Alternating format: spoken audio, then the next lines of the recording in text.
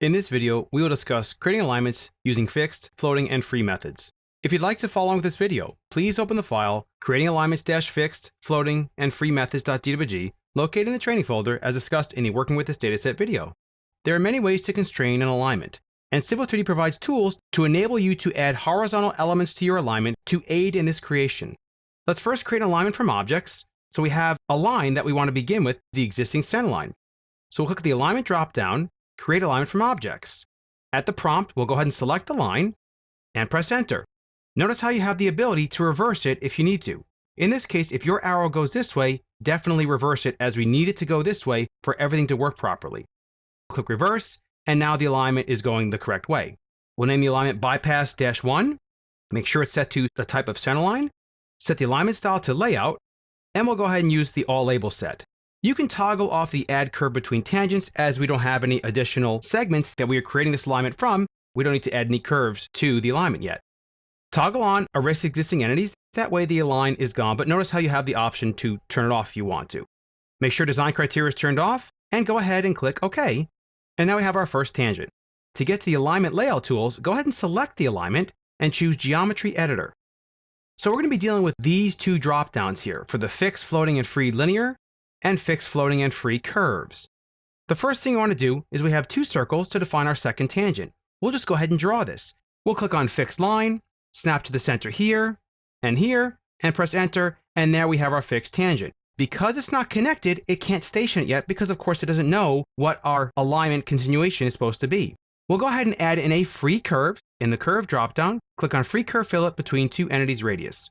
Again, when you don't know what to do, look to the command line window. We'll go ahead and select the first entity, and then the second entity, and it is less than 180, press enter, and our radius here is 850, and press enter. Now press enter again, and you'll notice the alignment starts to continue with the stationing. Now let's say we want to do a floating curve off of this. So right now we are actually at the PC, not the PI. And let's say you know the length of the curve and you know the radius is supposed to be, you have plenty of tools to do that. Let's click on the curve dropdown, more floating curves, from entity end, radius, and length. So we'll go ahead and pick our end first. Which way does it go? It goes clockwise.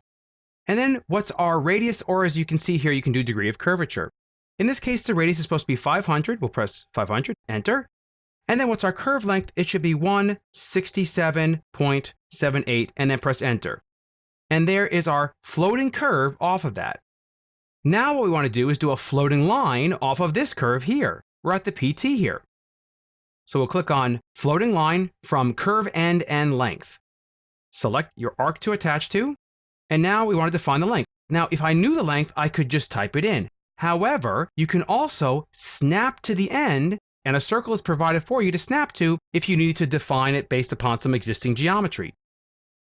Press enter, and there's our stationing continuing to update here.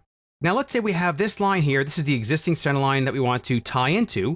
We'll go ahead and do this in the middle of the command, which is pretty cool. You can just convert AutoCAD lines and arcs to alignment objects. We'll pick the line, and now it's part of the alignment. However, it's not yet stationing because, of course, we don't have it continuing. Now, what we want to do here, let's say, is do a curve and then a reverse curve. So how do we do that? Let's first do a floating curve off of this. We'll go to the curve dropdown and do floating curves from entity end, radius, and length. We'll go ahead and pick our entity end right here. It should go clockwise as well. And for the radius, this should have a radius of 500 as well. And for a distance, we want to type in 180 and press enter. And there is our curve. So to get a reverse curve from this point here, navigate to the curve dropdown, free curve fillet between two entities radius. We'll go ahead and select our curve object first, and then our tangent object here. Is it less than 180? It is. Press enter. Notice how Civil 3D is aware that you picked a curve. It's asking you, do you want a compound curve, a PCC, or a PRC? We want a reverse curve. What's our radius? It should be 700. Press enter again, and as you can see, fantastic. It put the PRC in there, stationing is continued, and there's our completed alignment. Don't forget, if you select the object based upon the constraints used to create this alignment, of course, it'll constrain the alignment based upon those constraints. And you'll get the grips that will apply those constraints so that you can't break them. If you want to remove constraints or change them, go to the Alignment Grid View editor, And then in the panorama window, you will notice the ability to actually change many of the constraints by simply clicking here, unlocking it, and then you can click the drop down here and change them as needed to.